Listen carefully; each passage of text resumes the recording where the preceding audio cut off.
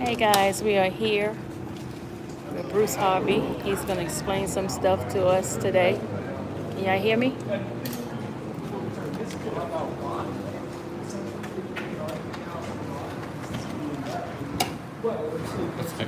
Hey, how you doing? How are you? It's been a while. I know. Mic check 1, 2, 3. Mic check 1, 2, 3. All the news people here. Case, we're hearing it from the horse's mouth. Attorney Bruce Harvey.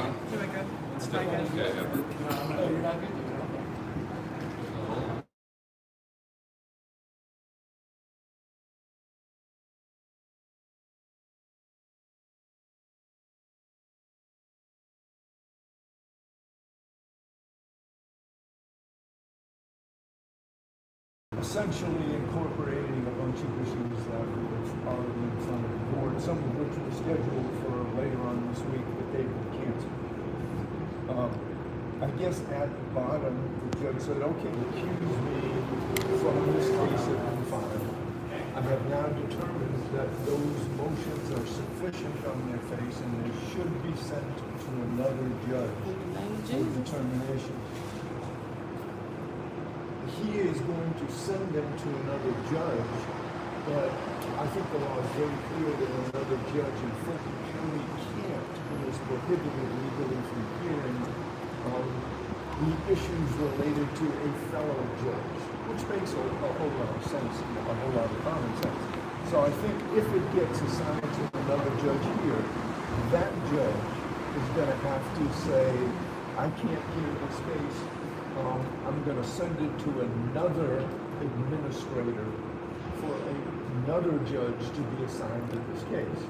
So I do believe it's going to be a two-step process. We'll eventually get a judge. We'll eventually get a judge from another circuit or a senior judge. That judge is going to have to accept this assignment, number one. Number two, schedule a hearing, have a hearing, make a ruling. That ruling may or may not be appealed. So I think that we're in for some delay in the case, clearly, on top of the delay we've already had. But there's another little twist that we have here, of course, that if Judge Glanville is recused, then what happens?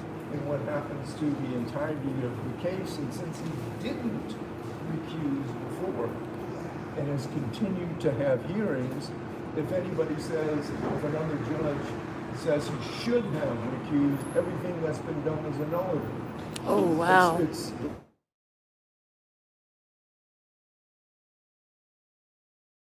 possibly double jeopardy. There are a lot of collateral consequences that could result from this ruling. Now, I'm not read it, haven't digested it, I'm not speaking to that, but I am speaking to where we are procedurally in the gap we're going to have at this particular point. I mean, you're very well respected. You've been doing this for years. Right, long time in the body.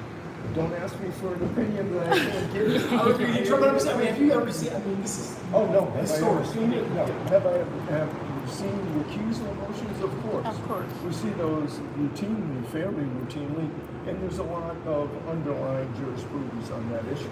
So that's you see that a lot, but never in a case of this length, magnitude, complexity. This has everything. This has all of it. So it is a very, I think, complicated and intertwined legal and factual issue. It's unique, I think. What does this mean for your client, the rest of the defendants? I mean, obviously, there's still. Well, I'm taking my client out to lunch. Well, so are they gonna be able to get bond? Well, What's the possible? They should have had Been bond had the bond. entirety of the Exactly. time. Yeah. Jeffrey Williams has been sitting in Cobb County. Mr. Nichols has been sitting in Fulton County for, 2 years. They should have been innocent Yes. to proven guilty. So can they? I don't know at this particular point.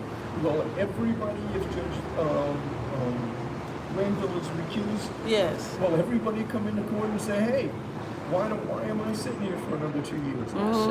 So of course, everybody, I think, will come into court and request release on bond, and justifiably so. Amen. So, The judge, though, in there, I understand, I heard him say, he said that there was nothing wrong with that either, in his opinion. well, of course, that's what he said. But you still feel, how do you feel about that? Well, I said I wasn't gonna. No opinion. I wasn't gonna comment on the substance, and you know why? I don't think it's appropriate for me to comment on the substance. Right. Before I Get a win. read a copy of the transcript, digest what was said in open court, and read a copy of the order, and take those into consideration. It'd be unfair to everybody, Right. including your listeners, for me to make an uninformed opinion. I fucking love uninformed. We thank you, Mr. I ain't gonna Harvey. give you. It's Yes. just procedurally, but now you're calling for the jurors and all this. I know. They're in limbo. Can you just speak to now what's at stake? Your thoughts on that?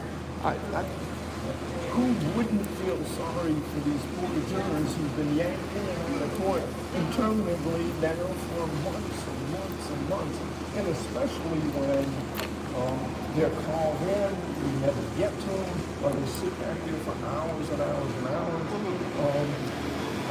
I think they have made a tremendous sacrifice Yes. in their lives, and they continue to do that.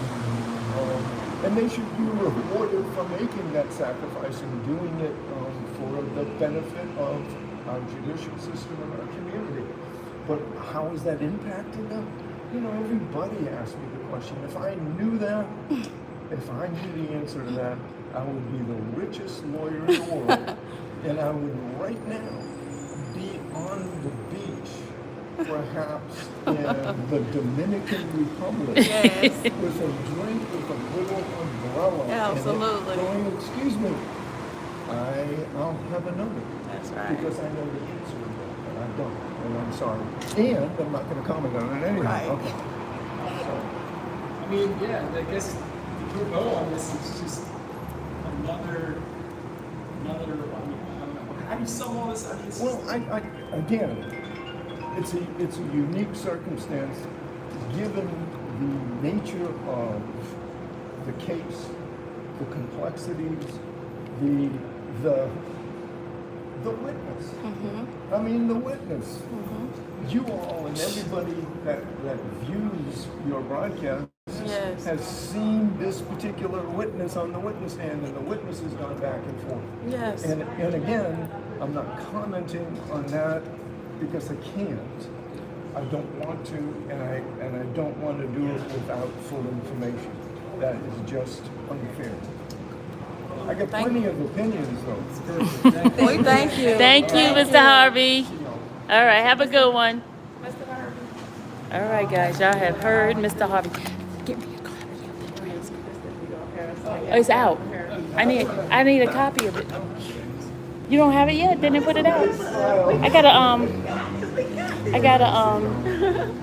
Bye, y'all. see you later. I I like when he's like that. I've been with him when he's pissed off. he be ready to cuss you out. He's in a good mood today. Okay, y'all. This is crazy. I mean, we're essentially at a pause. Stand still, y'all. We had to stand See what still. happens. This is, man, this case. Yeah, I'm gonna have the transcript. When I get out, I'll forward it to you. Okay. If you get it first, you forward it to me. If I get it first, I'll forward it to you. Let me see if I can get mine now. All right, guys. I will end this live, and I will see you guys. So see you whenever, right? Yeah. Where you about to go? I'm gonna go home because I'm gonna get the transcript and start reading it to my folks. What did he say? It's out already. No, I'm saying what I'm He listening. didn't say much. He just basically gave an outline of what's going to happen and things like that. So basically, he said that the judge it has to go to another court, and this can't be in this circuit. But the judge it has to be assigned to somebody here first, and then they got to remove themselves, and then it goes to the next court. So it might take a while, y'all. You said something about everything being low. Yeah, everything. I mean, if judge gets recruited, with everything that they have done in this court, it all becomes null and void. They have to start from scratch. So anything that they have done, any witnesses and all that, that has to be thrown out. They have to start from scratch. Get the prosecution or retry it?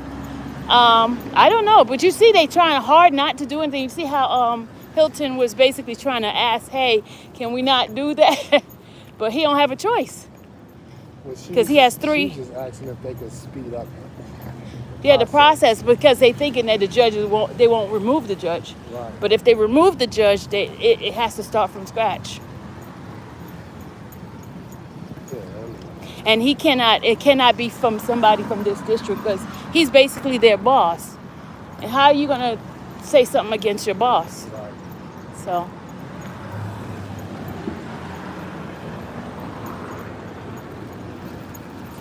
I mean, So- it's good news, but it's also bad news for them.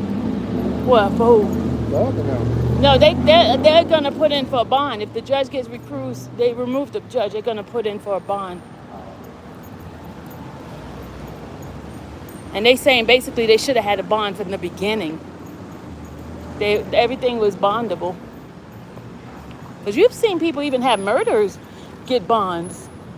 Yeah, that's Hey, they get normally- high bonds, but they still get bonds. That's normally if they don't have it for priors. Yeah, and he didn't have any convictions. No. He's not a convicted felon. All right.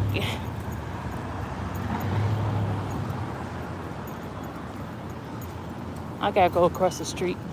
I'll see you later. You're not waiting on Matthew? Oh, he's up here? Is he finished? I don't know. I 'Cause went to the bathroom and I was like, where the hell they at? Oh.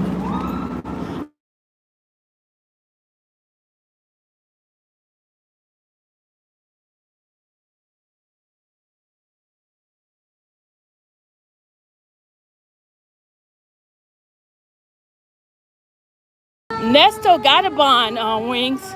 Nesto got a $700,000 bond. Remember his total of his bond is $1 million? He got bonds. At first they had denied him, but now he has bonds. They're just high as heck. Matthew's car is still there. He's still here. Oh yeah, they still in there.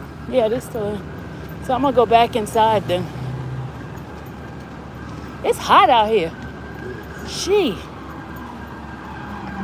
Oh, Yusuf. Everybody left?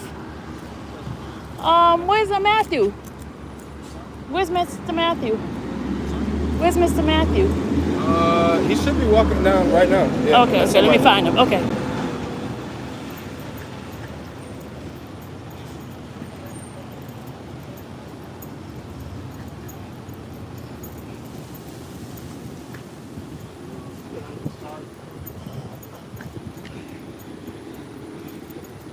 My thing is stuck. This damn phone.